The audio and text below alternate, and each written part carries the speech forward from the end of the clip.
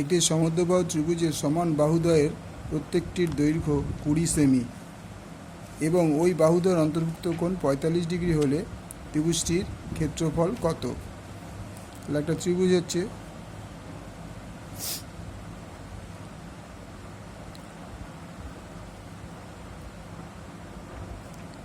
এ B C, একটি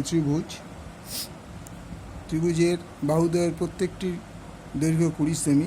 তার মানে এই বাহুটা 20 সেমি, এই বাহুটাও 20 সেমি। এই বাহুদ্বয় অন্তর্ভুক্ত কোণ 45 ডিগ্রি, তার মানে এই কোণটা হচ্ছে 45 ডিগ্রি। তাহলে আমরা লিখতে পারি এ বি সি ত্রিভুজের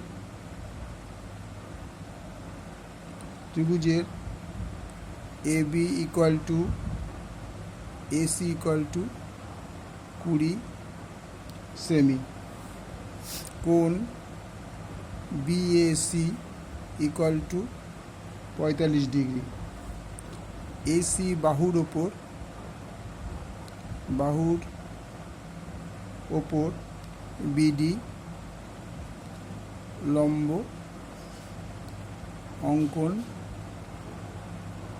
করা হলো।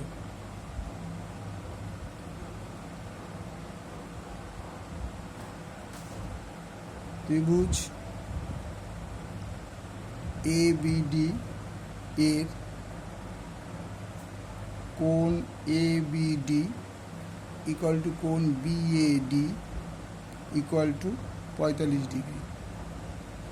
তাহলে আমরা কি করলাম? আমরা এখানে একটা লম্ব টানলাম, এটা হয়ে গেল 90 ডিগ্রি। এখানে আমরা দিলাম ডি। তাহলে এবিডি ত্রিভুজের এবিডি কত হলো? এবিডি এই কোণটা আর বিএডি এই কোণটা হচ্ছে 45 ডিগ্রি। কোণ এবং কোণ এডিবি ইকুয়াল টু 90 ডিগ্রি। মনে করি এডি equal to BD equal to x semi, অর্থাৎ এই এডি আর বি দুটোই আমরা এক্স সেমি ধরলাম। তা যেহেতু ত্রিভুজটি একটি সমকোণী ত্রিভুজটি একটি সমকোণী ত্রিভুজে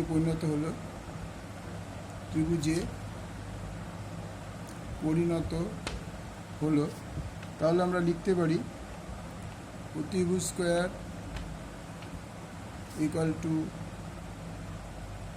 লম্ব স্কোয়ার প্লাস ভূমি স্কোয়ার। অতিভুজ আমার কি দাঁড়াচ্ছে? অতিভুজ আমার হচ্ছে AB square plus BD square plus AD square. তাহলে এবি হচ্ছে 20 তার স্কোয়ার, বা বিডি হচ্ছে এক্স তার স্কোয়ার, এডি হচ্ছে এক্স তার স্কোয়ার, বা 400 ইকুয়াল টু 2x স্কোয়ার, বা 2x square is equal to 400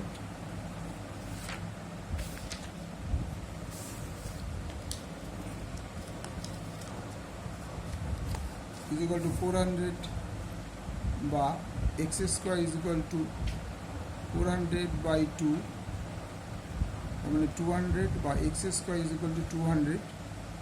এবার যদি আমি দুদিকে রুট করে দিই, বা x is equal to 10√2 semi.